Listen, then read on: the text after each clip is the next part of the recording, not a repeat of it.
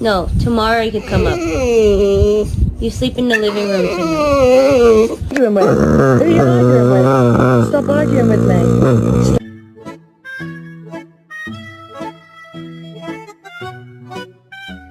Hey, Keto Bite. Keto Bite.